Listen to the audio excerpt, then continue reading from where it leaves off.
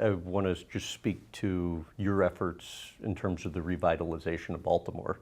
What's been your motivation for doing all this?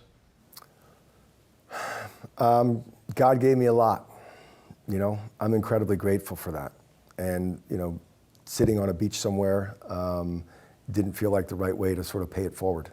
And so my ambition was, around 2006, 2007, we were too big to move anywhere. We love this city. I love the identity of grit that it gave to this brand. And this ambition that I'd had is that I get it. There's something that says, if you make it in life, the cool kids, I'll meet you in LA, I'll meet you in New York. I was like, that's one thing. But what if instead we made them all have to come to us? Like, what if we made and helped build on a city standpoint, the next Portland, the next Austin, the next Nashville. And I look at this Northeast corridor, I look at this city 30 miles from DC, 2 hours and 12 minutes on the Acela train to New York, and I'm like, there's something awesome here. There's a grit, there's a culture, but it's an incredible place to live. The quality of life is extraordinary. And I'm like, I think you could tell that story. And being able to anchor it with the coolest athletic brand in the world that would be based here. And if it was visible from 95, and that created this ambition called Baltimore Peninsula, which is something that now anchors our new headquarters building we just moved into about 6 or 7 months ago. And it's been incredible. It is meant to be the living physical manifestation of walking into a sports brand. We're unfortunately a city that is too often taxed by the HBO miniseries that appeared more than 20 years ago that people are like, oh yeah, I know that city. That's not the vision that we have. And I think there's something that's very much in place, especially what's happening today, because the cool kids, the new kids, the great ones, they're calling us, they want to be a part of this brand. Governor Moore and I were talking about this a bit too yesterday, in that there seems to be a level of cynicism when somebody of note steps forward with a community idea, regardless of how amazing it might be, almost puts a target on your back. And I'm wondering, what's that been like for you? Well, one of the things I believe in is keeping the main thing the main thing. I'm in a clearing my line item list mode today, because I've done a lot of interesting things, from horse racing to a whiskey business to hotels where we're sitting right now to these really neat things. But keeping the main thing is what my number one focus and priority is right now. And it's not even like, is it distracting to me or is this something else? But the way it makes other people potentially feel. Jack, the former Notre Dame athletic director I was talking to yesterday, said even if for no other reason than perception is distraction, like you're like, screw that. Even I want these assets, it just doesn't make sense. Yeah, the most important things in my life are my family, my friends, and this brand. Mm-hmm. And making sure that there's no question on any of that. And so putting all of my priority and energy, apparently I got to beat some old headlines down. It's not worth it. It's not worth the energy. And so removing any of that fuel from other places and leaving that, with myself, I own it, and that's it. Ultimately, I'm responsible.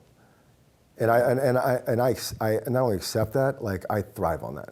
I want to bring it back to Baltimore. You just get word that the 7-acre parcel that you'd been eyeing for the new Under Armour headquarters isn't going to work out. How much of your own money do you spend over the course of the following few years buying up how much land? Yeah, it's 266 acres that was assembled for the Baltimore Peninsula project, and it has been an endeavor. I look at, some big visionaries. Disney had a massive vision. Like Las Vegas was built on the shoulders of big vision. What Sheikh Mohammed built in Dubai was an old fishing town, 40 years before, that he turned one day and said, what if there was a skyline right there? And I thought that kind of blind ambition was the things that it's what leadership requires. And something I took a lot of pride in. I felt like a responsibility. Why? Because I've been given so much. It's an endeavor where you do feel this obligation to give back, to participate with the community. And frankly, it's a worthy cause. Don't take away just this love and affection for the city of Baltimore as much as maybe just relate with your audience and saying, it's a love and affection for wherever you're from.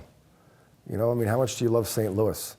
I love where I'm from. People typically love where they're from, and I respect people that love and appreciate, respect and do the best they can for where they're from. And so I'm very proud of what that means. I'm fortunate enough to be the CEO of Under Armour because without UA being great, nothing else works. It's a requirement for it. And so that's why for me, I feel so blessed and honored and appreciative to have this opportunity, to run the company that I founded. But I don't walk in with an entitlement that says I have to be here. We have a chance of doing this with the city, but I'm not going to do it alone. I mean, the company's not going to do it alone. It's going to take an entire community.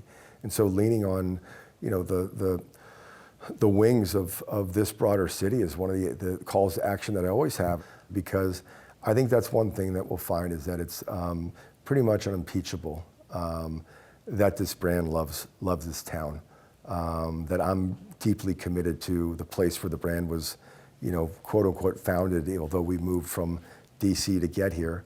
But what we're building is really special, and I respect how unique that is and the opportunity we have for this next chapter. So, we've done a good job of covering the past, but we got a hell of a story to show you what's coming in the future. How cool has it been for you to see third-party development now around the new campus?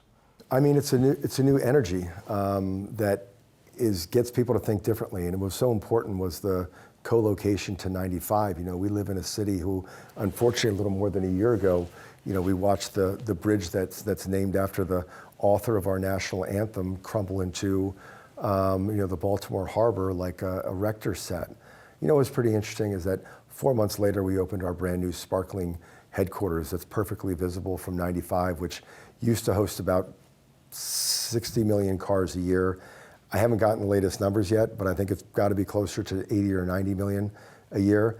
And when they drive through town, hopefully their thought isn't, oh yeah, remember that show we're going through Baltimore, not that HBO thing. What was it called again? But they're just saying, oh look, there's the hottest, coolest sports brand in the world. Look, they're based right here. Must be an awesome place to live. If we do that, we're doing our job. I'm 30 years in and hopefully have several more years or decades, and I'm not declaring how long I'll be doing this, but we're going to get it right, that's for sure.